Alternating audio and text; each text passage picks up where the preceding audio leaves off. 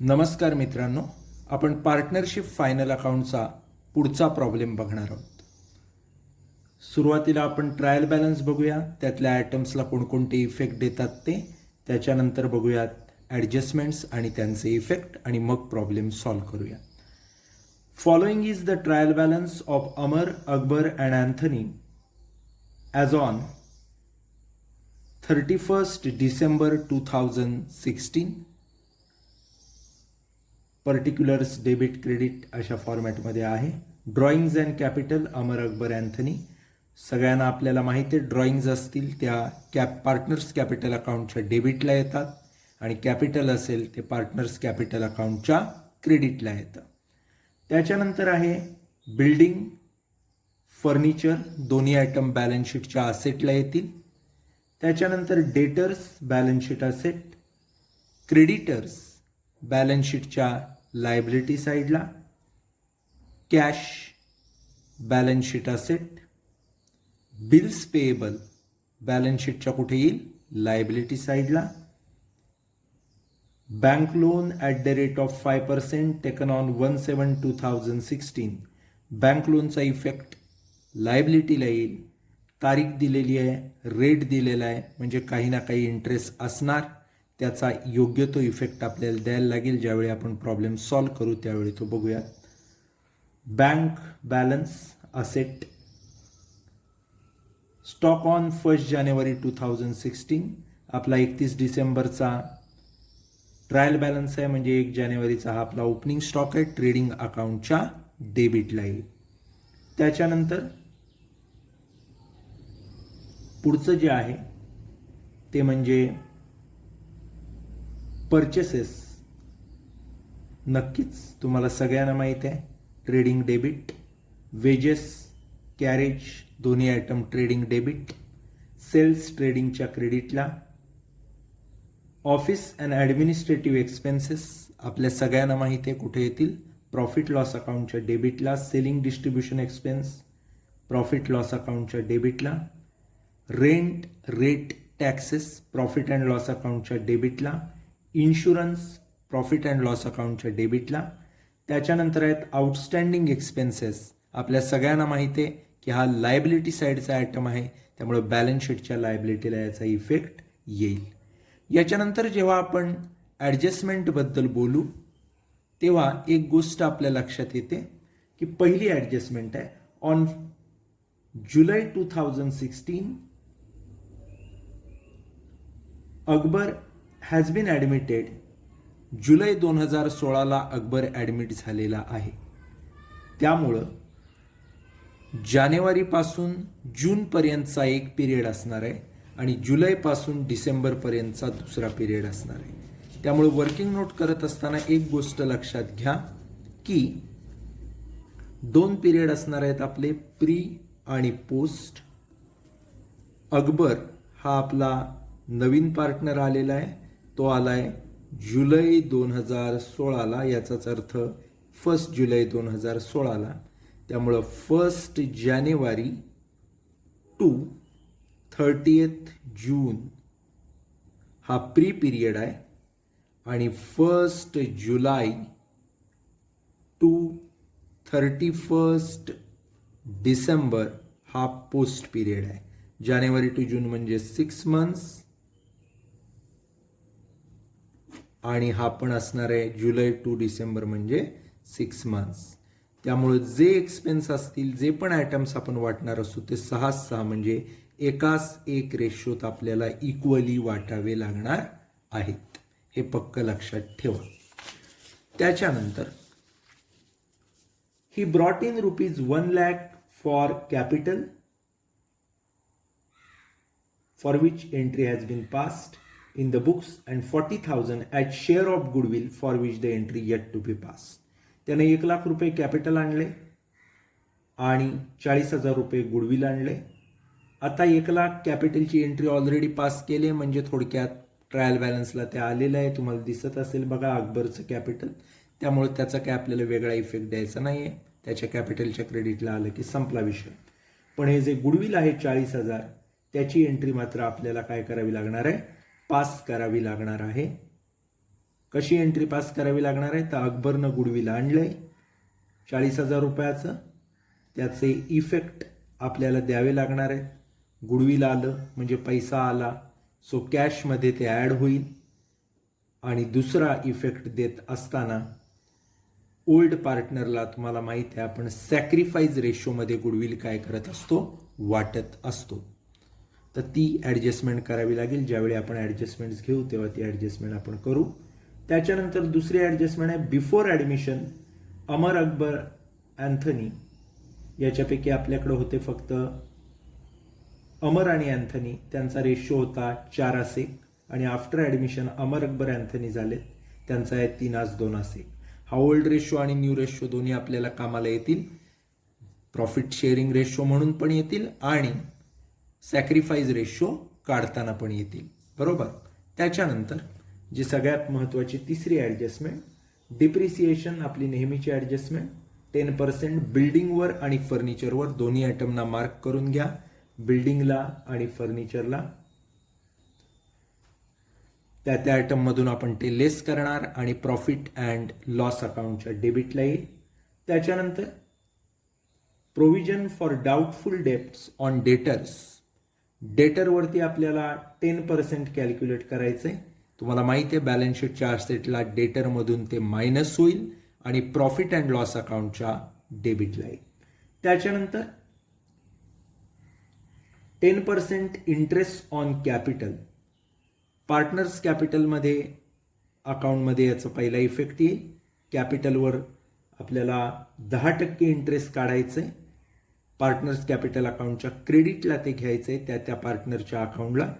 आणि दुसरा effect profit and loss appropriation अकाउंटच्या डेबिटला द्यायचा आहे to interest on capital.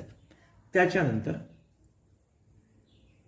Insurance is paid for the year ended 31 March 2017. 31 डिसेंबर 2016ला आपलं वर्ष संपतंय, पण इन्शुरन्स दिला 31 मार्च 2017 पर्यंतचा. त्यामुळे डिसेंबर नंतरचे जानेवारी फेब्रुवारी मार्च 3 महिन्याचा इन्शुरन्स हा एक्स्ट्रा पेड झाला आहे, प्रीपेड आहे, म्हणजे इन्शुरन्समधनं लेस होईल आणि बॅलन्स शीटच्या असेटला येईल. तर अशा पद्धतीनं आपण हा प्रॉब्लेम काय करणार आहोत? सॉल्व्ह करणार आहोत. आता आपण सुरुवात करूया. पहिला आयटम बघा, ड्रॉइंग्स अँड कॅपिटल्स. हाय पहिलं फॉर्मॅट आखत असताना ट्रेडिंग अकाउंट नॉर्मल आखायचे, 4 कॉलम पर्टिक्युलर अमाऊंट मी आखलेलं आहे बघा व्हिडिओमध्ये. त्याच्यानंतर प्रॉफिट लॉस आणि ॲप्रोप्रिएशन ही 2 आखत असताना मात्र प्री पोस्ट असे कॉलम आपल्याला करायला लागणार आहेत, कारण ते आयटम वाटता येतील आपल्याला. ट्रेडिंगचे आयटम वाटता येत नाहीत, कारण मागच्या प्रॉब्लेममध्ये एक आपण सोडवलं तिथे बघा एवढ्या तारखेपर्यंत एवढे परचेस, एवढ्यानंतर एवढे परचेस असं दिलं होतं. तसं इथं काही नाही. त्यामुळे ट्रेडिंगमध्ये 4च कॉलम आहेत, पर्टिक्युलर अमाऊंट. पण प्रॉफिट लॉस अकाउंट आणि प्रॉफिट अँड लॉस ॲप्रोप्रिएशन अकाउंट यांच्यामध्ये मात्र तुम्हाला 6 कॉलम करायचे आहेत. Particular pre period post period, particular pre period post period. आता प्री पिरियड कोणता आणि पोस्ट पिरियड कोणता तर तुम्हाला दिलेला आहे बघा. 1 जानेवारी ते 30 जून आपण कॅल्क्युलेट केला ॲडजस्टमेंट करताना, तो प्री पिरियड आहे. आणि 1 जुलै ते 31 डिसेंबर हा आपला पोस्ट पिरियड आहे 6 महिन्याचा. त्याच्यानंतर पार्टनर्स कॅपिटल अकाउंट आपण बनवून घेणार आहोत. पार्टनर्स कॅपिटल अकाउंट बनवत असताना त्यातले कॉलम्स तुम्हाला माहित आहेत. पहिला पर्टिक्युलर्स, त्याच्यानंतर अमर, अकबर, अँथनी, तसंच पलीकडं पुन्हा असणार आहे पर्टिक्युलर्स, अमर, अकबर, अँथनी. त्याच्यानंतर बॅलन्स शीट असणार आहे, लायबिलिटीज अमाऊंट, असेट्स अमाऊंट.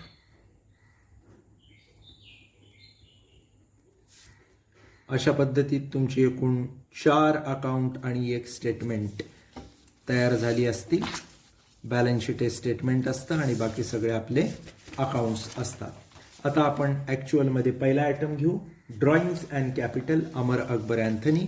याचे इफेक्ट पार्टनर्स कॅपिटल अकाउंटला येतील हे आपल्या सगळ्यांना माहीत आहे. पहिल्या ड्रॉइंग्स दिल्या आहेत, त्यामुळं कॅपिटल अकाउंटच्या डेबिटला जायचं टू ड्रॉइंग्स. अमर अकबर अँथनी बघा किती 20, 10 आणि 5, 20,000, 10,000 आणि 5,000. त्याच्यानंतर कॅपिटल पार्टनर्स कॅपिटलच्या क्रेडिटला यायचं. By balance brought down 2,00,000, 1,50,000.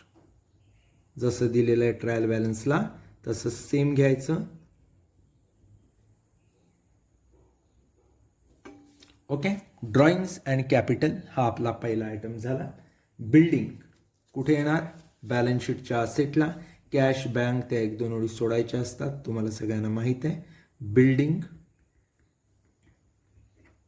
किती दिली आहे? बिल्डिंग 1,40,000 इनर कॉलमला, कारण डिप्रिसिएशनची ॲडजस्टमेंट आहे, आपण मार्क केलेलं आहे बिल्डिंगला. सेम फर्निचरला पण आपण मार्क केलं आहे बॅलन्स शीट असेट. किती आहे फर्निचर? 20,000, 2 ओळी सोडायच्या.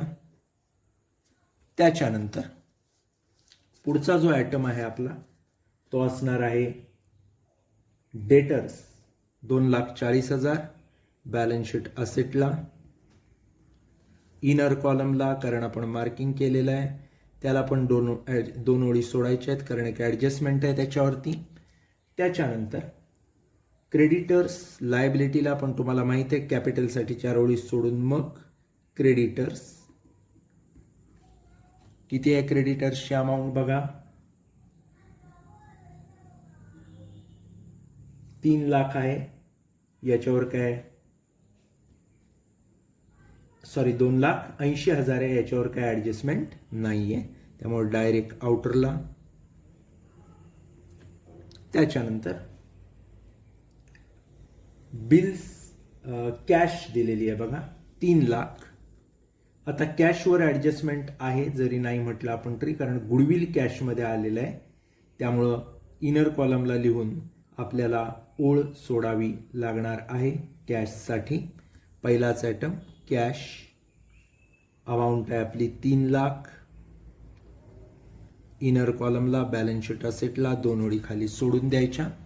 त्याच्यानंतर बिल्स पेएबल लायबिलिटीचा आयटम आहे, क्रेडिटर्सच्या खालती घ्यायचा. बिल्स पेएबल किती आहे अमाऊंट बघा? बिल्स पेएबल आहे 80,000.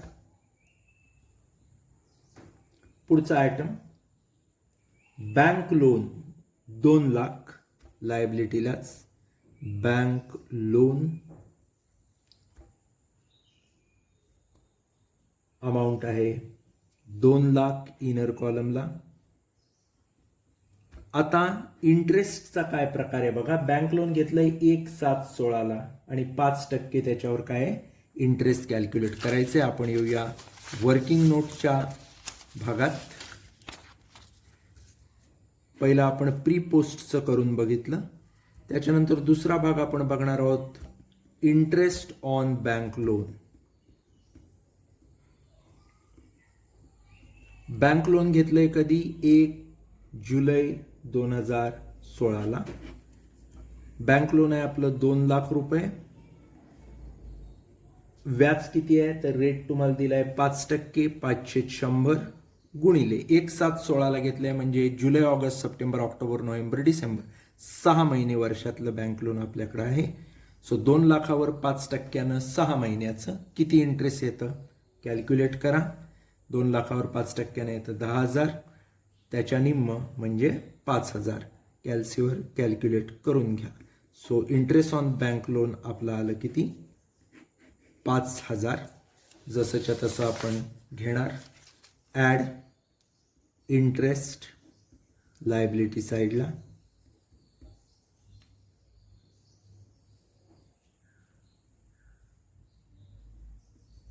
$5,000 हे आउटस्टँडिंग असणार आहे. 2,00,000 5,000 आउटर कॉलमला आले.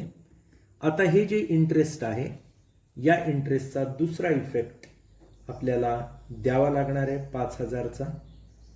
तर तो कुठं द्यायचा? तर याचा दुसरा इफेक्ट आपल्याला द्यावा लागेल 5,000 रुपयाचा. तो प्रॉफिट अँड लॉस अकाउंटच्या डेबिटला to interest on bank loan.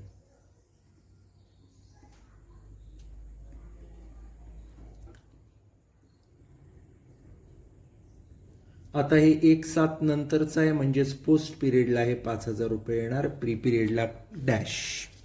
त्याच्यानंतर पुढचं जे आहे ते म्हणजे बँक बॅलन्स. आपल्याला अमाऊंट दिलेली आहे 2,27,000 बॅलन्स शीटच्या असेटला. कॅशच्या खाली बँक 2,27,000. त्याच्यानंतर पुढचा जो आयटम आहे स्टॉक 1 जानेवारी 2016चा, म्हणजेच आपला ओपनिंग स्टॉक ट्रेडिंगच्या डेबिटला टू ओपनिंग स्टॉक. अमाऊंट आपल्याला दिली आहे 60,000. त्याच्यानंतर परचेसेस 23,60,000 ट्रेडिंग डेबिटला टू परचेसेस 23,60,000. त्याच्यानंतर पुढचा आयटम आहे wages trading debit to wages 36,000. पुढचा आयटम आहे carriage trading debit to carriage 12,000. हे सगळे ट्रेडिंग डेबिटचे आयटम होते. ओपनिंग स्टॉक, परचेस, वेजेस आणि कॅरेज. त्याच्यानंतर पुढचा आयटम आहे सेल्स ट्रेडिंग क्रेडिटला बाय सेल्स. अमाऊंट किती आहे बघा 26 लाख. त्याच्यानंतर office and administrative expense P&L debit to office and administrative expenses. Amount बघा किती आहे 60,000 रुपये आहेत. प्री पोस्ट एकास एक रेशो आपण वर्किंग नोटमध्ये काढलाय बघा. 6 महिने 6 महिने 1:1. हे बघा 6 months 6 months 1:1. सो इक्वली आपण ते वाटणार. 60/2 म्हणजे 30,000 30,000. त्याच्यानंतर पुढचा जो आयटम आहे तो असणार आहे selling and distribution expense to selling and distribution expenses. Same case आहे 20,000 आहेत 10,000 10,000.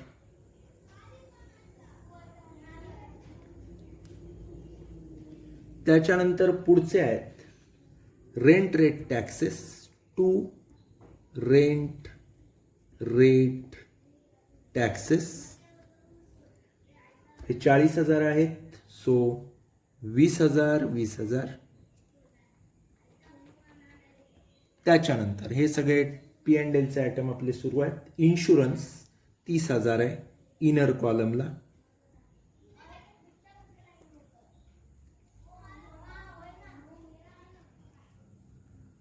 आता इन्शुरन्ससाठी एक ॲडजस्टमेंट आहे आपली बघा. वर्किंग नोट करूया आपण. ॲडजस्टमेंट नंबर 6 ची पण ती वर्किंग नोट आपण प्रॉब्लेम सॉल्व करताना ॲडजस्टमेंटकडे जाताना करू. सध्या इनर कॉलमला लिहून 2 ओळी सोडायच्या. त्याच्यानंतर आउटस्टँडिंग एक्सपेन्स 70,000. अर्थातच तुम्हाला सगळ्यांना माहीत आहे हा लायबिलिटी साईडचा आयटम आहे. लायबिलिटीला घ्या बॅलन्स शीटच्या. आउटस्टँडिंग एक्सपेन्सेस अमाऊंट आहे 70,000. तर अशा पद्धतीत आपलं पोस्टिंग झालेलं आहे. आता आपण 1 बाय 1 ॲडजस्टमेंटकडे वळूया. पहिली adjustment, Akbar has been admitted, brought 1 lakh for capital for which the entry has been pass. म्हणजे आपल्याला काम नाही, एंट्री पास झाले. 40,000 ही शेअर ऑफ गुडविल आणलेला आहे आणि entry yet to be pass. 40,000चं गुडविल त्यानं आणलंय, त्याची एंट्री पास करायची. गुडविल आणलं म्हणजे दोन इफेक्ट द्यायला लागतील. कॅशमध्ये ॲड करायला लागेल आणि ओल्ड पार्टनरला सॅक्रिफाईस रेशो काय करायला लागेल, वाटायला लागेल. आपण वर्किंग नोट करूया. सॅक्रिफाईस रेशो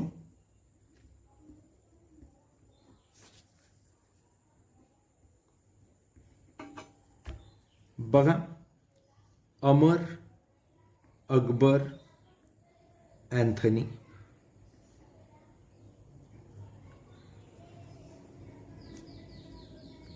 यांचा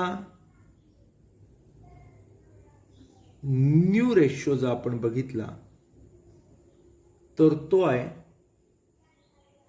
3:2:1. आपल्याला दिलेला आहे प्रॉब्लेम मध्ये बघा.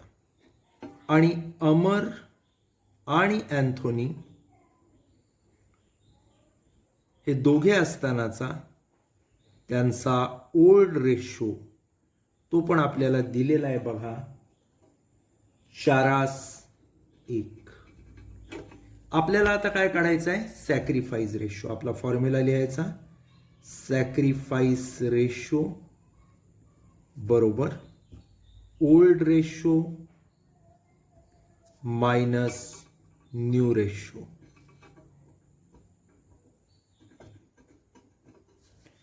SON तुम्हाला मी सांगितलंय. आता कोणाकोणाचा काढायचं आहे, तर ओल्ड लोकांचा, अमर आणि अँथोनीचा.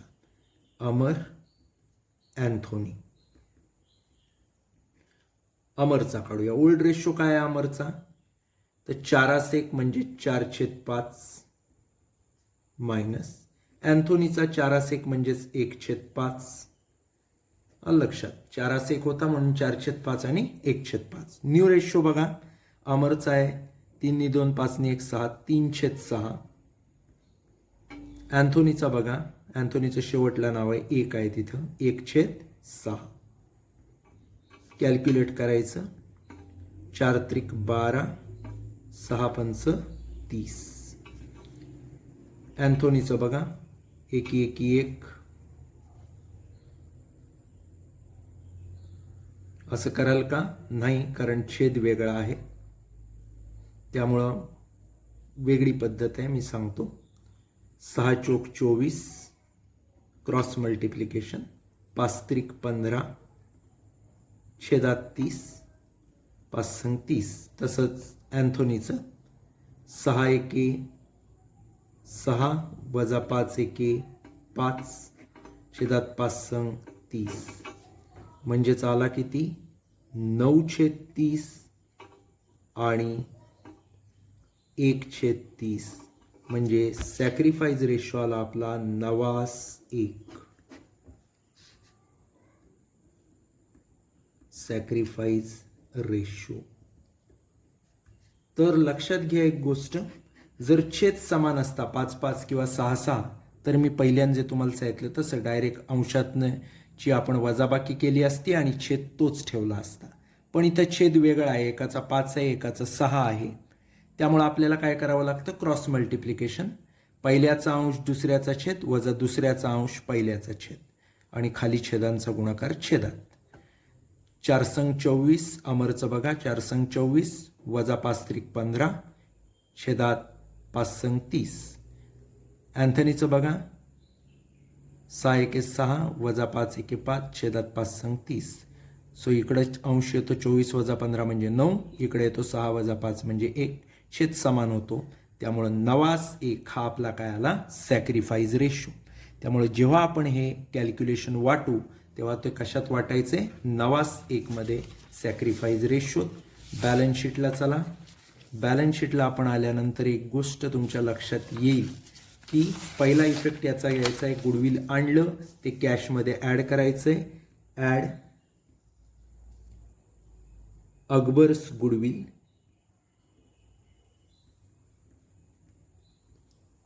किती आणलंय, 40,000.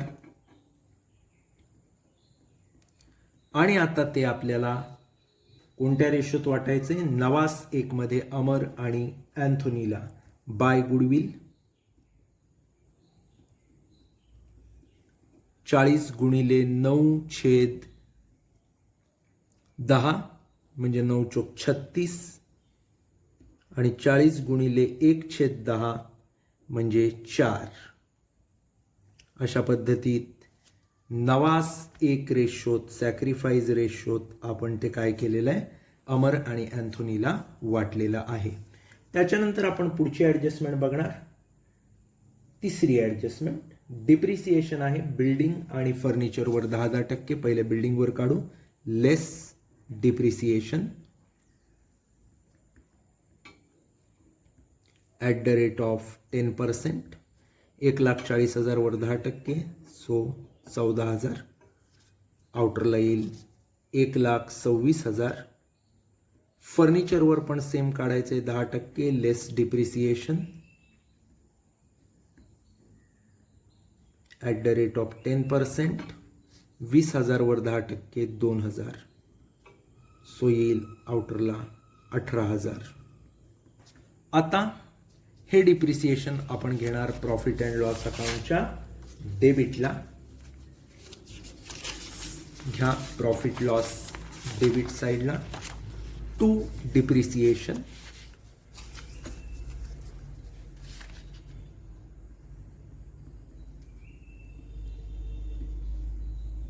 ऑन. पहिलं घेऊया बिल्डिंग. बिल्डिंगवर डिप्रिसिएशन किती आलंय? 14,000. सो 14,000 आपण वाटणार आहोत 7,000 7,000 एकाच एक रेशो असल्यामुळं प्री आणि पोस्टमध्ये. तसंच फर्निचरवर डिप्रिसिएशन आले 2,000, सो आपण वाटणार आहोत 1,000 आणि 1,000. त्याच्यानंतर पुढचा जो आयटम आहे तो असणार आहे adjustment number 4. 10% provision for RDD.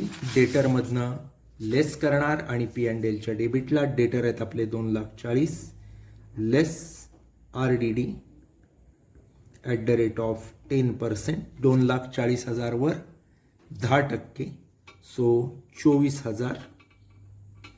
राहिले 2,16,000. आता त्याचा दुसरा इफेक्ट प्रॉफिट अँड लॉस अकाउंटच्या डेबिटला. To new RDD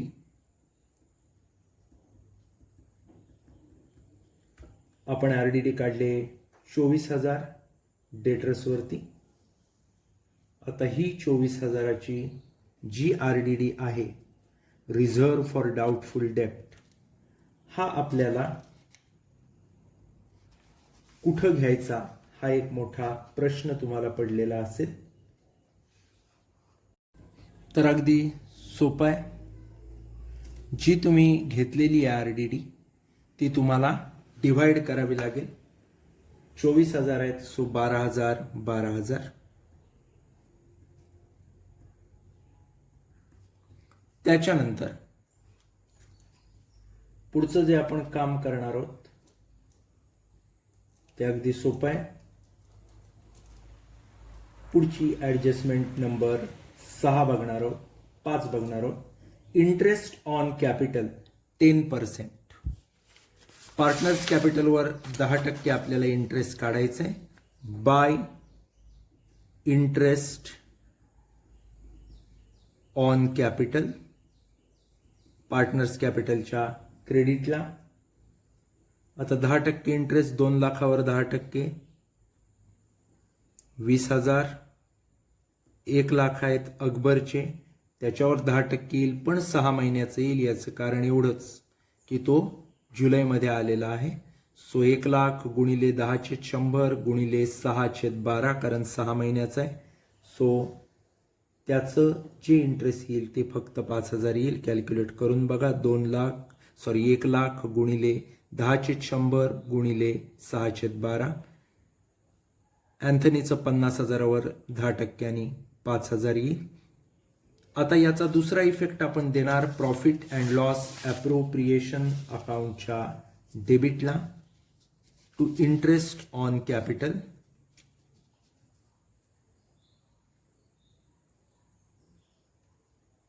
to interest on capital. Amar, Akbar, Anthony. अमरचं आलं होतं इंटरेस्ट 20,000. सो 10 अगोदरच्या पिरियडला एकास एक रेशो, 10 नंतरच्या पिरियडला.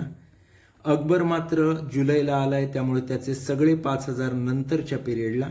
अँथोनीचे 5,000 पण अमरसारखेच इक्वली वाटायचे, 2,500 आणि 2,500. अशा पद्धतीत आपण इंटरेस्ट ऑन कॅपिटल काय केलेलं आहे, वाटलेलं आहे. त्याच्यानंतर जो पुढचा भाग आपण बघणार आहोत ती म्हणजे ॲडजस्टमेंट आहे. इन्शुरन्स 31 मार्च 2017 पर्यंतचा आहे. आता साधी गोष्ट आहे, वर्किंग नोट आपण करूयात. इन्शुरन्ससाठी प्रीपेड किती आहे ते काढण्यासाठी एकूण इन्शुरन्स जो आपल्याला दिलेला आहे तो आहे किती, 30,000.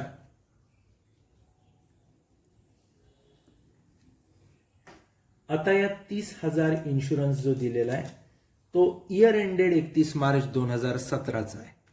म्हणजेच या 30,000 पैकी 9 महिने आणि 3 महिने असा डिव्हायडेशन आहे. 9 महिन्याचा जो आहे तो किती येईल तर 30,000 गुणिले 9/12 आणि 30,000 गुणिले 3/12 म्हणजे थोडक्यात 22,500 आणि 7,500 अशा पद्धतीत हा प्री आणि पोस्टचा प्रकार आहे. सो हा प्रीपेडचा प्रकार आहे. सो 7,500 हे आपले काय आहेत, प्रीपेड आहेत. त्यामुळं पी अँड एलच्या डेबिटला घेताना लेस प्रीपेड 7,500. सो राहिले 22,500. ते इक्वली आपण वाटायचे नाहीयेत. तर कसे वाटायचे, मार्च पासून सुरू झालाय तो प्री मध्ये 3च महिने येतात आणि पोस्ट मध्ये मात्र 6 महिने येतात. कारण एप्रिल मे जून हे 3च महिने प्री मध्ये येतात आणि जुलै ते डिसेंबर हे पोस्ट मधले 6 महिने येतात. सो घेत असताना 7,500 इकडे घेऊ आणि इकडे घेऊ 15,000. आलं लक्षात. 22,500 हा 9 महिन्याचा आहे, पैकी 3 महिने प्रीला आहेत. सो 22,500 गुणिले 3/9 म्हणजेच 7,500 प्रीला आला आणि 22,500 गुणिले 6/9 कारण पोस्टचे 6 महिने आहेत म्हणजेच 15,000 पोस्टला आला. आणि जो 7,500 प्रीपेड लेस केलाय त्याचा इफेक्ट आपण कुठे देणार, बॅलन्स शीटच्या असेटला. Prepaid insurance 7,500. त्याच्यानंतर आपण शेवटची ऍडजस्टमेंट बघतोय क्लोजिंग स्टॉकची. आता क्लोजिंग स्टॉकची ऍडजस्टमेंट ज्यावेळी आपण बघतो तेव्हा अत्यंत सोपी असते. क्लोजिंग स्टॉक आपला किती दिलेला आहे बघा, 68,000 आहे. 68,000चे 2 इफेक्ट आता आपण देऊया. पहिला इफेक्ट येईल कुठं तर ट्रेडिंग अकाउंटच्या क्रेडिटला. By closing stock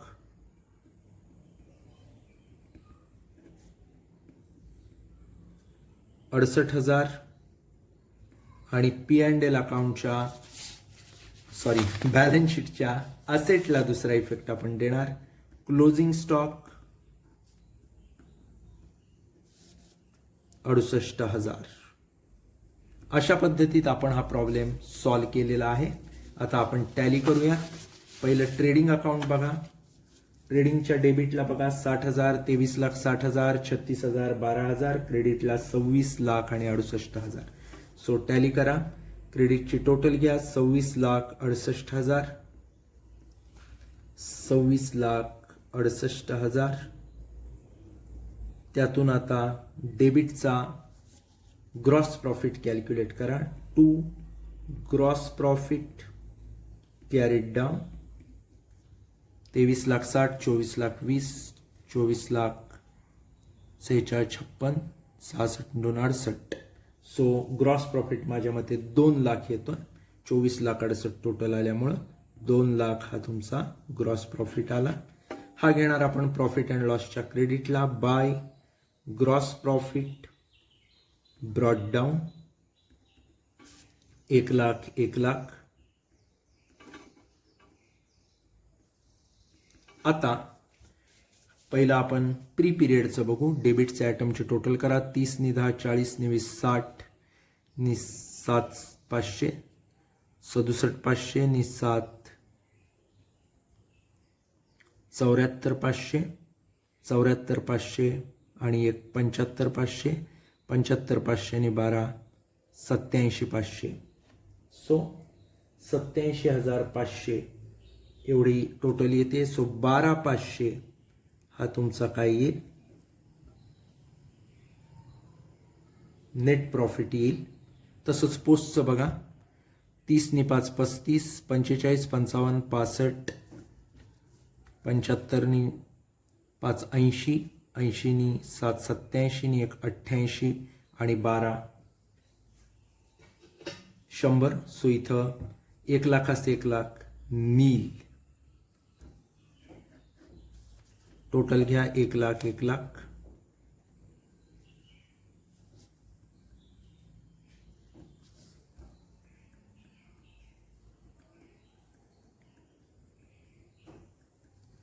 to net profit carried down. आता बघा, प्री पिरियडचा नेट प्रॉफिट आपल्याला आलेला आहे आणि पोस्ट पिरियडचा मात्र नील आलेला आहे.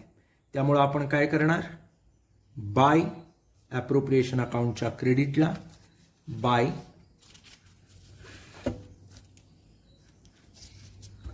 Net profit brought down. प्रीला घेणार 12,500, पोस्टला घेणार नील. आता नेट डिव्हिजिबल प्रॉफिट आणि नेट ॲडजस्टेबल लॉस असं काय होतं बघू. प्रीचं बघा, 12,500 इकडं आहे, इकडं 10 नि 2, 12,500. सो प्री पिरियड आपोआप टॅली होतोय. 12,500, 12,500. आता पोस्टचं बघा, 10 आणि 5, 15 आणि 2, 17,500 एवढा डिफरन्स येतोय. क्रेडिटला 17,500 म्हणजे टोटल बरोबर होते 17,500, 17,500 बाय नेट ॲडजस्टेबल लॉस. आता हा पोस्ट पिरियडचा आहे, त्यामुळं ओल्ड पार्टनर्स आणि न्यू पार्टनर्स म्हणजे सगळ्याच पार्टनर्सना तो न्यू रेशोत आपल्याला काय करायचं आहे, 17,500 रुपये वाटायचे आहेत. कसे वाटायचे बघा, अगदी सोपं आहे. 17,500 रुपये आहेत. आता हे जे 17,500 आपले आलेले आहेत ते आपला नवीन रेशो जो आहे 3:2:1 त्याच्यामध्ये वाटायचे. म्हणजे प्रथम त्याला आपण 6 डिवाइड करणार. 17,500 गुणिले 3/6, 17,500 गुणिले 2/6 आणि 17,500 गुणिले 1/6. अमर, अकबर आणि अँथनी. आता वाटताना बघा, 1/6 न कसं करायचं, 6 12, 55, 6 9 54, 10 6 1 6, 40 6 36, 7 केले, 29 2 58, 33 करणार इथं आपण. आणि इकडं 29 त्रिक 87, 17 त्रिक 51, तिथं 50 करणार, 8,750. सो टोटल जर यांची तुम्ही घेतलीत तर बरोबर येईल 87 2 174, 175, 17,500. सो अशा पद्धतीत आपण हा वाटणार. बाय नेट प्रॉफिट असेल ते येतो. आता लॉस आहे त्यामुळं कॅपिटलच्या डेबिटला 2 नेट ॲडजस्टेबल लॉस 8,750, 5,833 आणि 2,917. टोटल घ्यायची पार्टनर्स कॅपिटलची 2,56,000. अमरची आहे 2,56,000. त्यातनं 28,750 घालवायचे, त्यामुळं 2,27,250 असा त्याचा बॅलन्स येईल. अकबर बघितला तर 1,05,000 आहे. या 1,05,000 मधनं 10 आणि 5 15,833 घालवायचेत, म्हणजे 89,167. तिसरा आहे 50, 54 आणि 5 59,000. या 59 मधनं 7,917 घालवायचे आहेत, म्हणजे राहिले 51,083.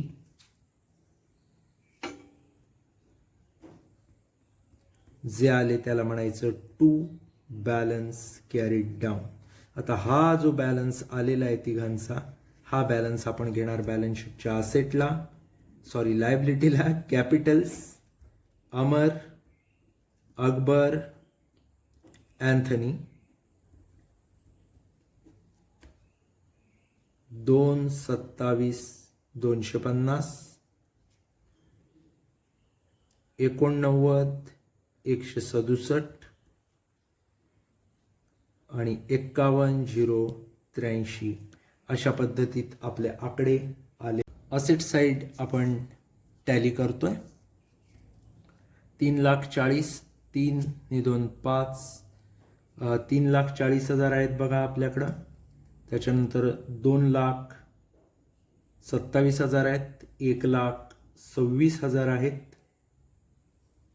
18,000 आहेत, 2,16,000 आहेत, 7,500 आहेत आणि 68,000 आहेत. सो 10,02,500 अशी त्याची टोटल येईल. कॅल्सीवर करून बघा. लायबिलिटी जर बघितली तर 2,27,250, 85 आपलं 89,167, 51,083, 2,80,000, 80,000, 2,05,000 आणि 70,000 टोटल करून बघा 10,02,500. मित्रांनो, अशा पद्धतीत हा प्रॉब्लेम टॅली होतो. पुन्हा एकदा व्यवस्थित प्रॉब्लेमचं सोल्युशन मी ग्रुपवर जे टाकलं आहे ते बघा, व्हिडिओ बघा आणि स्वतःहून कागदावरती प्रॉब्लेम सॉल्व करा कागद पेन घेऊन. काही अडचण असेल तर निश्चितपणे मला कॉल करा. या ठिकाणी आपण थांबूयात. थँक्यू.